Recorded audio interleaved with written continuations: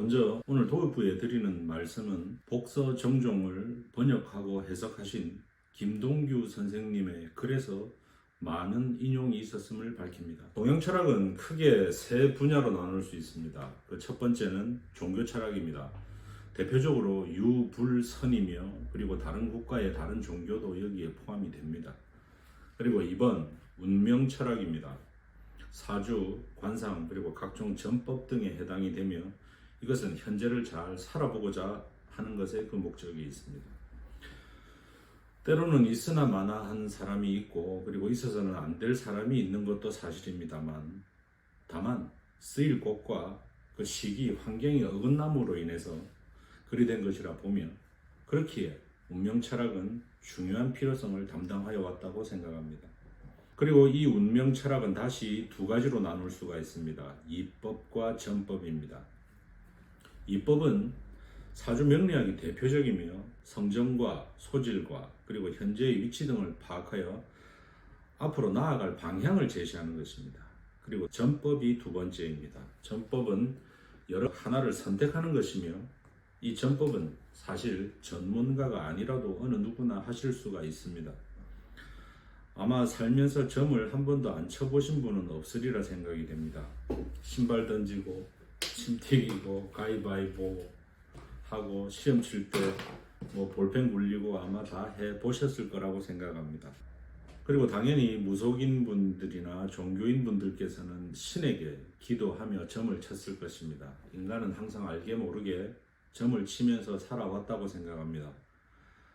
간절한 기도에 대한 응답 또는 우연과 기적으로 포장되는 경우도 있었을 것입니다.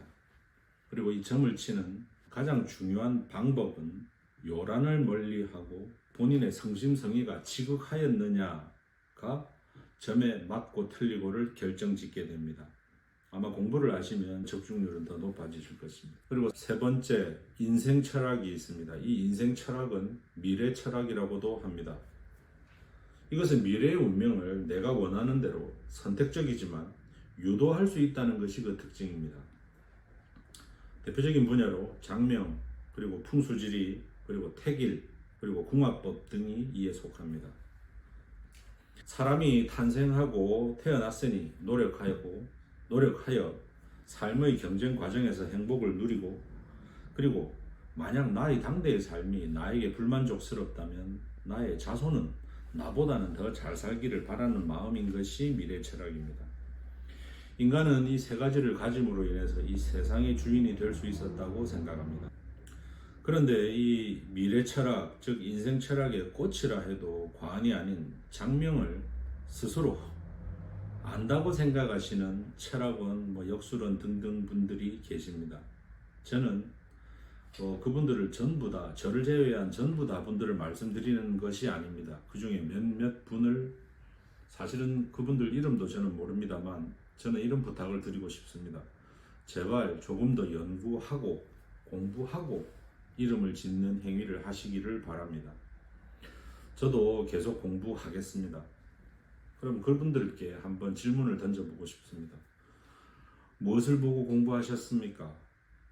만약 오직 이름에 상생만 가득하면 좋은 이름입니까? 혹시 장명 어플이나 프로그램 쓰십니까? 아니면 81수 수리사격 쓰십니까? 아니면 혹시 프랜차이즈이십니까? 본사로부터 이름을 받고 손님에게 전달 후 그 중고한 수수료를 받으십니까?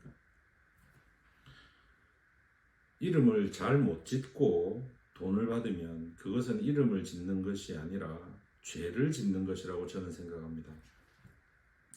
사람들은 철학은 간판 보고 당연히 장명도 하시겠지라고 생각하십니다. 그런데 앞서 말씀드린 바와 같이 명리학과 장명은 분야가 다릅니다. 명리학은 나아갈 방향을 제시하는 것, 장명은 내 미래의 운명을 스스로 개척할 수 있다는 것입니다. 그리고 명리학 공부에 장명 공부 없습니다.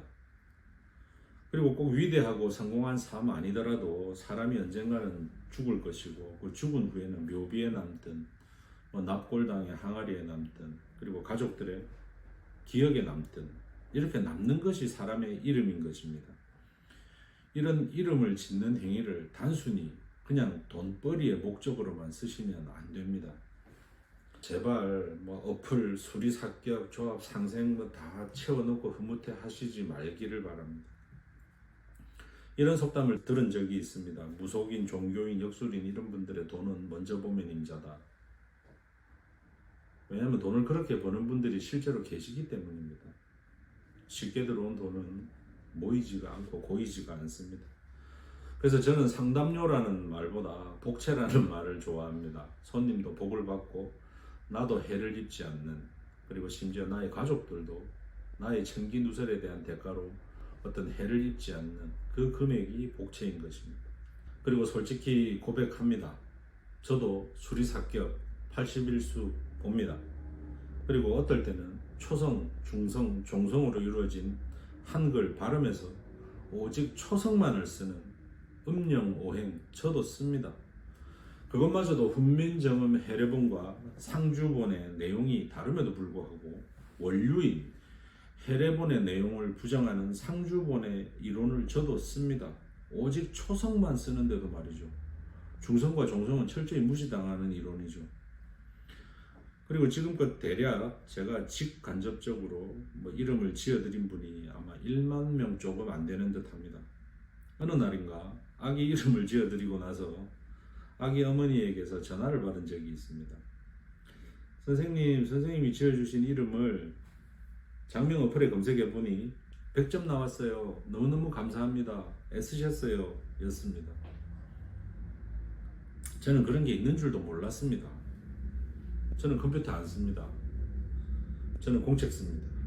있으면 프로그램 깔고 어플 깔까봐 아예 갖다 놓지를 않습니다. 불편합니다만 저는 제가 이 직업을 하는 동안은 그러고자 합니다. 그리고 이제 내가 지은 이름이 어플에서 숙제검사 받듯이 검사를 받는 시대이구나. 어플이 나쁘고 프로그램이 나쁘다가 아닙니다. 어플은 수리사격 볼 것이고, 그리고 검증 과정에서 실체 없음이 확인된 삼원오행 볼 것이고, 그리고 초성만 보는 한글의 음영오행 볼 것입니다. 그런데 그것들을 써줘야 제가 가장 노릇을 할 수 있기 때문입니다. 그거를 안 쓰면 저는 실력 없는 나쁜 장명가가 되는 것이, 다만 저는 제가 배우고 공부한 장명 원리를 제1원칙으로 두고 방금 말씀드린 그것들을 부수적으로 첨가하여 장명합니다. 그리고 꼭 드리고 싶은 말씀이 있습니다. 저보다 뛰어나신 분들이 꾸준히 세상에 알려왔습니다. 영동력 81수, 이름을 원, 형, 이, 정, 이 네 가지 격으로 나누고 그에 길흉이 있다라는, 짧게 말씀드리겠습니다. 일제 강점기 구마사키 겐오라는 일본의 어떤 장명가, 창시 계명이라는 어마어마한 시장이 발생하였고, 얼마 전부터 자기가 개발한 급조된 81수라는 수리사격의 이론을 들고 저희 나라로 옵니다. 그리고 떼돈을 벌어갔죠. 창시계명, 전 국민의 이름을 바꾸는데 얼마나 큰 시장이었겠습니까? 그런데 저는 이 창시계명이 인류 역사상 가장 악독한 문화적 범죄 행위라고 생각합니다. 예를 들면 문화재 몇 개 훔쳐간 거에 비할 바가 아니라고 생각합니다. 이름을 바꾸는 것은 대한제국인이 황국신민이 되는 것입니다. 그 사람의 영혼이 바뀌는 것입니다. 그리고 이 81수 진짜 이것이 맞다면 이 이론은 예를 들면 뭐 전화번호, 아파트 동호수 등등에도 다 쓰여야 할 것입니다. 자동차 넘버 이런 데도 다 쓰여야 할 것입니다. 근데 지금 이 영동력 81수 수리사격을 보는 것이 우리나라 사람의 이름을 지음에 있어 첫 번째 원칙에 해당되는 지위를 갖고 있으니 사실은 통탄할 노릇입니다. 그것이 근거 없다라는 것은 자기 후손들도 이미 인정하는 바입니다. 근데 그것이 아직까지 남아서 우리나라 사람이 이름을 짓는데 전가의 보도처럼 사용되고 있습니다. 그리고 심지어 단순히 이것만 공부하시고 장명을 하시는 분들이 있는 것도 사실입니다. 이 이론은 여러분이 서점에서 책 하나 사시고 10분만 공부하셔도 이름 지을 수 있습니다. 이 이론대로라면. 근데 우리의 장명법은, 우리 전통의 장명법은 그 숫자를 보는 데 있어서는 이러합니다. 홀수와 짝수의 배합을 중요시합니다. 홀수는 양, 짝수는 음입니다. 즉 음양의 조화가 되었나 안 되었나를 가장 중요하게 봅니다. 그리고 또 그 숫자를 배합하여 주역에 궤로 환산하여 길흉을 보기도 하였습니다. 그런데 삼국시대부터 아마 행렬자라는 개념이 생긴 것으로 문헌상 저는 보았습니다. 그리고 목화토 금수의 행렬을 쓰고다 보면 그게 중간자 또는 끝자에 들어가게 되는데 글자 한 칸이 남는 칸에 아마 많은 형제들이 있으면 다른 이름을 써서 구분 지어 왔을 것입니다. 그리고 또 한자에는 숫자뿐만 아니라 글자의 모양에도 음양이 있습니다. 예를 들어 보겠습니다. 김시희씨는 한 글자죠. 그래서 이것은 근데 예를 들어 박씨는 글자가 좌우로 나뉩니다. 그래서 양으로 봅니다. 글자 모양에 음과 양이 있습니다. 그런데 한자의 대부분은 글자가 좌우로 쪼개지는 글자가 많죠. 그런데 박씨성을 가진 분의 이름을 지을 때 글자 3개를 다 쪼개지는 이름으로 지으면 안 됩니다. 그것은 양이 됩니다. 즉 이름에 음양의 조화가 없게 됩니다. 음양의 조화는 발전, 유지, 존속에 그 목적이 있습니다.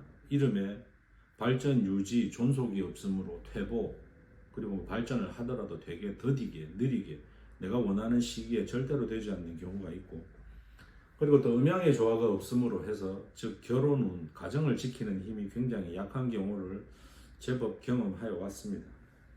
그런데 보통의 경우 사람이 자기 스스로 많은 것을 선택하면서 산다는 착각에 빠져 있습니다. 그런데 사실은 지극히 사소한 몇몇을 선택할 수 있을 뿐인 것입니다. 첫 번째, 자기 이름 자기가 선택 못합니다. 내 건데도 말이죠. 그래서 크면 옛날에는 호를 지었었죠. 그리고 어릴 때 이름을 부르면 아무리 친한 친구라도 그것은 실례였습니다. 자, 인간이 왜 선택할 수 있는 것이 몇 개 안 된다라는 말씀을 드렸는지 설명을 드려보겠습니다. 첫 번째, 나의 부모, 그리고 나의 성, 그 남성인지 여성인지, 그리고 내가 태어난 지역, 내가 선택 못합니다. 대표적인 게 또 대학을 입학하는 데 있어서 사실 알고 보면 그렇게 가도록 어릴 때부터 분위기가 몰아갔거나 내가 선택한 거라고 착각합니다. 아니면 점수 맞춰서 가다 보니 거기 갔을 것입니다. 결코 내가 선택한 거 아닙니다. 그리고 결혼, 사랑도 물론 있겠으나 사실은 각종 조건 맞춰보고서야 결심이 선 경우 있는 것, 많은 것 사실입니다. 그리고 자손, 내가 이렇게 생기게 만들어야지, 그리고 이러한 인성, 이러한 두뇌를 가져야지 라고 내가 프로그래밍해서 내 자손을 낳지를 못합니다. 심지어 성별도 내 스스로 내가 원하는 대로 낳을 수 없죠. 그리고 죽음, 내가 선택 못합니다. 사실 사람이 살아가면서 선택했다라고 하는 것들을 보면 그냥 옷 몇 벌, 그리고 액세서리, 장신구 몇 개, 자동차, 사는 집도 사실은 그 정도만 스스로 선택했을 뿐인 것입니다. 그래서 이 선택의 중요성에 대해서 다시 설명을 드려보면, 그래서 할아버지 그리고 부모님들이 자기 자식, 자기 자손의 이름을 잘 지어야만 합니다. 왜냐하면 그 이름을 불리우고 쓰는 사람은 할아버지와 부모님이 아니고 그 아이이기 때문입니다. 그 이름의 주인은 그 아이여야 마땅합니다. 자손에 대한 애정이라는 이름으로 본인의 소원과 소망을 그곳에 투영시키시면 안 됩니다. 우리말에 짓다라는 표현이 있습니다. 그 말이 가장 잘 적용이 되는 것이 인간에게 꼭 필요한 의식주에 해당이 됩니다. 옷 지어 입고 밥 지어 먹고 집 짓는 것입니다. 그런데 짓다라는 말에는 단서가 반드시 붙지요. 무엇에 맞게라는 단서가 반드시 붙어야 합니다. 그런데 이름은 그러면 누구에게 맞아야 하겠습니까? 당연히 그 이름을 쓰는 그 사람에게 맞아야 합니다. 그러니 본인의 소망, 희망, 꿈 등을 그곳에 투영시키시면 안 된다는 말씀입니다. 그 꿈, 희망, 소망은 그 사람 본인의 것이어야 마땅합니다. 저는 이런 경우 제법 많이 봤습니다. 사주가 불덩어리인데 이름에 날일자, 날일자라는 말은 태양을 의미하죠. 불 중에 가장 큰 불입니다. 그런 거, 또는 불화자, 아니면 이름 밑에 점 4개 박히는 그 불입니다. 그런 거 써놓고 흐뭇해 하시는 분들. 그리고 한겨울 꽁꽁은 사주에 길영자, 긴 강이라는 뜻입니다. 길다, 오래다, 영원하다. 이 글자에 물의 양은 엄청 많은 물을 뜻합니다. 꽁꽁어른 사주에 그런 물을 들이대고는 흐뭇해하시는 분들, 사실 그 이름은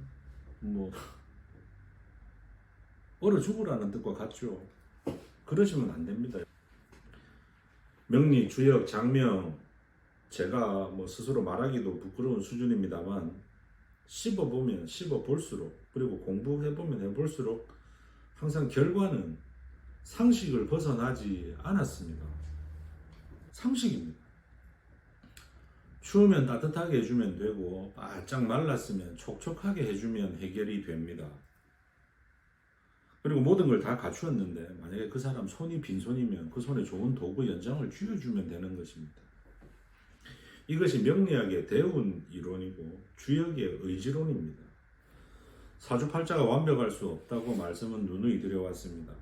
어떤 사람은 사람의 인생이라는 마라톤에서 제때 물을 받아서 마실 수가 있습니다. 그런데 어떤 사람은 아무리 뛰어도 물을 못 받아 먹는 경우도 있습니다. 사람의 사주팔자에서는 그러합니다. 그러면 어떻게 해야 될까요? 포기해야 될까요? 해답은 간단합니다. 상식입니다. 물을 백팩에 넣고 뛰거나 아니면 손에 물병 하나를 들고 뛰시면 됩니다. 꼭 1, 2, 3등 안 하면 어떻습니까? 이렇게 말씀을 드리면 한날 한시에 수많은 사람이 태어나도 왜 사는 과정과 결과가 다른 것이 충분히 설명이 됩니다. 부모 다르고 경제적, 가정교육, 그리고 어떤 유전적 기질, 그리고 환경 다르고, 그리고 살아가는 동안 내가 선택한 사소한 것들의 어떤 선택의 방향성이 다르고, 그리고 쌍둥이도 이름 한 글자는 다르게 되어 있죠. 그렇기 때문에 한날 한시에 태어나도 사람이 사는 과정과 결과는 다를 수 있다는 것이 충분히 설명이 됩니다. 이름은 마치 그 사람의 삶을 운전하는 운전수와 같다고 저는 생각합니다. 때로는 고급 차도 있겠고 대중적이고 평범한 차도 있을 것입니다. 그런데 제 아무리 고급 차라 하더라도 무면허에 음주운전을 하시는 분이 그 운전석에 앉아 있으면 그 차는 얼마 못 가서 사고가 나고 폐차가 될 수도 있을 것입니다. 그리고 대중적이고 평범한 차라고 해도 차를 아끼고 사랑하는 운전수, 그리고 운전 실력이 아주 좋은 운전수가 앉아 있으면 그 차가 주행하는 동안, 운행하는 동안 편안하게 여러 목적지를 안전하게 다닐 것이고 그 차의 수명은 훨씬 길어질 수 있을 것입니다. 이름이 실제 삶에서 차지하는 비중이 점수로 치면 한 5점, 10점 정도 된다라는 말을 어디서 보고 듣고, 그리고 저한테 그 말씀을 해주신 분도 계셨습니다. 저는 그 말이 딱 맞다고 생각합니다. 근데 그분께서 저한테 그 말을 하시는 의도는 그렇게 큰 비중이 없다가 의도였습니다. 그렇게 중요하지 않다. 그런데 저는 5점, 10점이 딱 맞는 비율이라고 생각을 합니다. 그 이유는 이렇습니다. 예를 들어 여러분들의 인생이 점수로 환산하여 85점 정도가 된다라고 가정을 하여 볼 때 여기서 5점이 추가가 되고 10점이 추가가 되면 어떻게 되겠습니까? B 플러스가 A0가 되고 A 플러스가 되는 것입니다. 그것은 이 경쟁사회에서 아마 천지 차이의 결과를 빚어낼 것입니다. 저 역시도 제가 3살 때 개명한 이름입니다. 저는 1968년생입니다. 그 시절에는 무척 어렵고 개명을 하는 것이 힘들었다고 합니다. 태어나자마자 한 번은 죽고, 그리고 그 뒤로도 자꾸 죽을 것 같아서 제 어머니가 애써서 노력해서 제 이름을 바꿔주셨습니다. 제가 아직까지 살아있는 이유 중에 적어도 5점에서 10점 정도는 제 이름도 차지한다고 저는 그렇게 믿습니다. 아직 제가 유명한 유튜버가 아니니 지금 말씀드리겠습니다. 장명을 하시는 여러분들이 계십니다. 저는 장명할 줄 모르면 모른다고 말씀하시기를 바랍니다. 이것은 죄 짓는 일이 될 수도 있기 때문입니다. 본인 당대뿐만 아니라 그분들의 가족이나 이런 분들의 해가 갈 수 있습니다. 나중에 묘비에 납골당에 아니면 그 소중한 가족들의 아름다운 기억으로 남아야 될 이름을 함부로 짓는다는 것은 아까도 말씀드린 바와 같이 이것을 잘못 지으면 죄를 짓는 것이기 때문입니다. 끝으로 소광절 선생님의 만년의 글로 마무리하고자 합니다. 부범 인생 수 불수 지제 생년월일시 부범 인생 영 불영 지제 모은 명자호 주종 체이 명위용 채용 구득 부구귀입니다. 이 내용은 이러합니다. 무릇 사람이 살고 못 살고, 즉 사람이 살고 죽고는 사주팔자 생년월일 시에 달려있고, 무릇 사람의 부귀영화와 명예로움은 무엇이라 이름을 쓰느냐에 달려있다. 사주가 근본을 이루는 체라면 이름은 용이 된다. 체와 용을 함께 갖춘다면 부귀와 명예로움을 누릴 것이다가 그 내용입니다. 저희 쇼트에 쓴 글이기도 합니다. 저에게 장명을 의뢰하시는 보살님과 어떤 스님 두 분이 계셨었습니다. 제가 여쭤봤습니다. 직접 하시지요. 왜 저한테 이 일을 맡기십니까? 대답은 간단하였습니다. 나는 할 줄 모른다. 였습니다. 오랫동안 같이 해오시던 분이 계셨는데 그분이 어떤 건강상의 이유 또는 그분이 이제 돌아가심으로 인해서 그분께 여전히 손님이 와서 장명 의뢰를 하시는데 나는 지을 줄 모른다. 그래 어떻게 저하고 인연이 됐는데 그래서 그분께서 자기한테 손님이 오시면 저한테 장명 의뢰를 하셨습니다. 이제부터는 네가 좀 해도 그리고 거기에 네 도장 찍어라. 네가 있으니까. 연세가 많으시고 분야에서 높으신 분인데도 솔직하신 부분이 참 존경스러웠습니다. 지금은 돌아가셨습니다. 이 자리를 빌어 그 어른분들의 명복을 다시 한번 빌어봅니다. 저도 그분들처럼 나이 들어가고 싶습니다. 모르면 모른다 하는 어른이 되고 싶습니다. 저는 참 제 인생에서 좋은 스승님들이 참 많았던 것 같습니다. 저는 참 복이 많은 사람입니다. 감사합니다.